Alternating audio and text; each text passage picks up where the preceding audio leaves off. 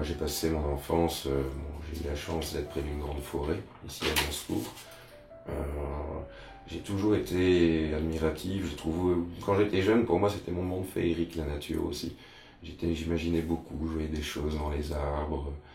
Euh, et c'est vrai que j'ai un peu plus d'attrait envers la sculpture, bien qu'en peinture j'essaie d'utiliser des pigments naturels.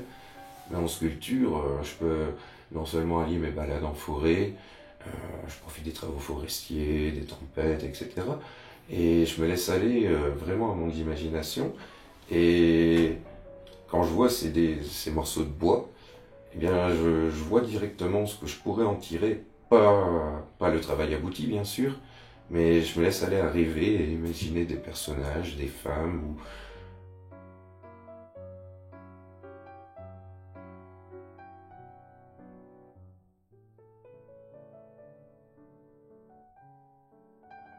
Ce que j'ai remarqué, c'est qu'à certains moments de ma vie, j'ai des émotions, j'ai une sensibilité à fleur de peau, et je trouve que l'exprimer à travers la femme, c'est quelque chose de magnifique parce que la femme permet de sublimer, permet de toucher beaucoup plus à travers les émotions.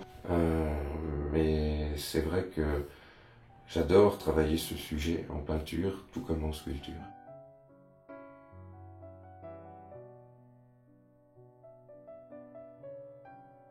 J'ai notamment une loupe qui appartenait à l'arbre qui a été abattu, qui s'appelait l'arbre poète, près du château de l'Ermitage.